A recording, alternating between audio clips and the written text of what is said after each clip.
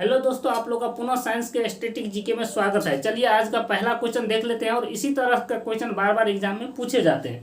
पहला क्वेश्चन देखिए, कहता है CO2 में कार्बन की संयोजकता कितनी होगी। तो यानी CO2 यानी कार्बन डाइऑक्साइड में कार्बन की संयोजकता पूछ रहा है। तो देखिए 2 और 4, क्योंकि इसकी परमाणु संख्या कितनी होती है 6, तो इसका मतलब 2 और 4 यानी इसकी संयोजकता कितनी हो जाएगी, तो 4 हो जाएगी।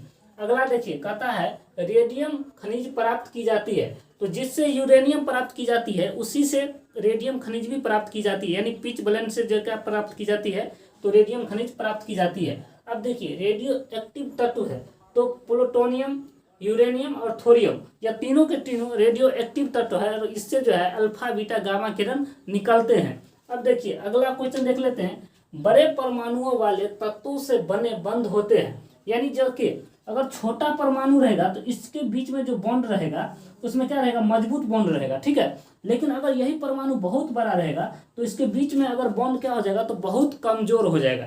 चलिए अगला क्वेश्चन देख लेते हैं, कहता है फास्फोरस के एक परमाणु में संयोजी इलेक्ट्रॉन कितने होते हैं। तो 5 इलेक्ट्रॉन होते हैं, क्योंकि फास्फोरस का देखिए परमाणु संख्या होता है 15। इसको लिखेंगे तो 2, 8, 10, 5, 15 यानी संयोजी इलेक्ट्रॉन कितना हो जाएगा, तो 5 हो जाएगा।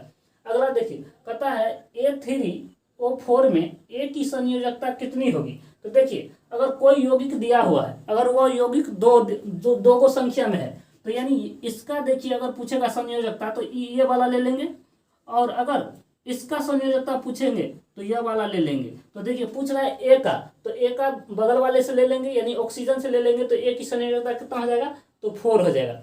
अब देखिए कहता है लिथियम नाइट्राइड का सूत्र क्या हो जाएगा। तो देखिए Li3n हो जाएगा। लिथियम नाइट्राइड का सूत्र क्या होता है, Li3n हो जाएगा। कहता है कौन सा नियम कहता है कि द्रव्यमान का ना तो विनाश हो सकता है और ना ही उत्पन्न हो सकता है। तो यह जो है द्रव्यमान संरक्षण का नियम यही कहता है कि द्रव्यमान का ना तो विनाश होता है और ना ही नाश होता है। चलिए अगला क्वेश्चन देख लेते हैं, कहता है एक तत्व या अलग अलग तत्वों से परमाणु मिलकर बना सकते हैं। तो हम लोग जानते हैं अणु जो है कई परमाणु से मिलकर बने होते हैं, या तो वो सेम हो सकता है या अलग अलग हो सकता है। तो यानी अलग अलग तत्वों से या एक ही तत्व से मिलकर बने परमाणु से मिलकर क्या बनते हैं, तो अणु का निर्माण होता है। अब देखिए कहता है H2SO4 में परमाणु की संख्या कितनी है। तो परमाणु की संख्या हम काउंट कर लेंगे, यानी परमाणु की संख्या कौन होता है। तो देखिए जैसे एल्युमिनियम है, तो एल्युमिनियम की परमाणु संख्या कितना है, 15। लेकिन इसमें देखिए अगर इस तरह का आपको यौगिक दे देगा तो आपको गिनना पड़ेगा कि कौन सा यौगिक कितने बार है। तो देखिए हाइड्रोजन कितने बार है, तो 2 बार है। सल्फर कितने बार है, तो 1 बार है। ऑक्सीजन कितने बार है, तो 4 बार है। तो इसमें परमाणु टोटल कितना हो गया, तो 4, 1, 5 और 2, 7 हो जाएगा, यानी परमाणु की संख्या कितना हो जाएगा, 7 हो जाएगा। अब कहता है CO2 में कार्बन का प्रतिशत कितना है। तो देखिए अगर आपको इस तरह का प्रतिशत निकालना है तो आप लोग को सभी जितना भी तत्व है उसका जो है द्रव्यमान संख्या याद होना चाहिए, कम से कम 50 तक तो याद ही होना चाहिए।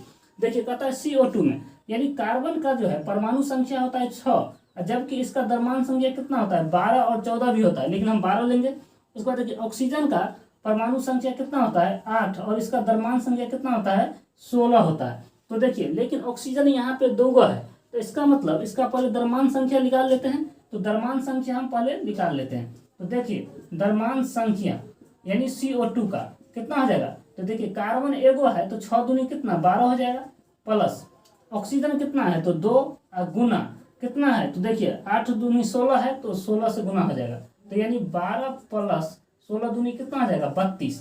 तब कहता है इसमें कार्बन का प्रतिशत बताइए। तो हमें कार्बन करना चाहिए, तो पहले इसका कुल योग निकाल लीजिए। तो 2 2 कितना, 4 और 3 1 कितना, 4। लेकिन हमें पूछ कितना रहा है, कार्बन का। तो कार्बन का कितना है, कार्बन का तो 12 ही है, क्योंकि कार्बन सिंगल है। तो देखिए 12 बट्टे कितना, 44 कुल में, गुना 100 से गुना, ये ना जगह। अब देखिए काटिए, 4 3 चौके 12, तो 11 चौके 44, यानी यह कितना आ जाएगा, 300 बट्टे 11। इसको भाग दीजिए तो देखिए 11 कितना आ जाएगा, 11 दूनी 22, उसके बाद 8 0 80 बचा, तो 11 सत्ते 77, 77 कितना बच गया, 3। तो दशमलव लगा तो 0 बैठा, तो 3 पे 0 30, तो 3 पर 0 30, तो 11 3 33, लगभग 11 दूनी 22 होता है। लेकिन 11 3 33 लगभग वैल्यू कितने के बराबर ले लिया है, तो 3 के बराबर ले लिया है। तो आप लोग को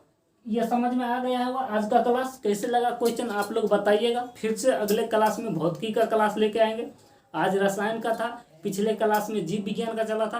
क्वेश्चन आप लोग को कैसे लग रहा है, इसी तरह के क्वेश्चन पूछे जाते हैं। हम वैसा क्वेश्चन नहीं पढ़ाते हैं जो आपको हम इजी क्वेश्चन पढ़ा देंगे वो एग्जाम में आएगा ही नहीं, तो उस तरह का क्वेश्चन हम पढ़ाते भी नहीं है। और यहाँ पे कोई बकवास नहीं होता है, सिर्फ आप लोग को रिविजन की आवश्यकता है।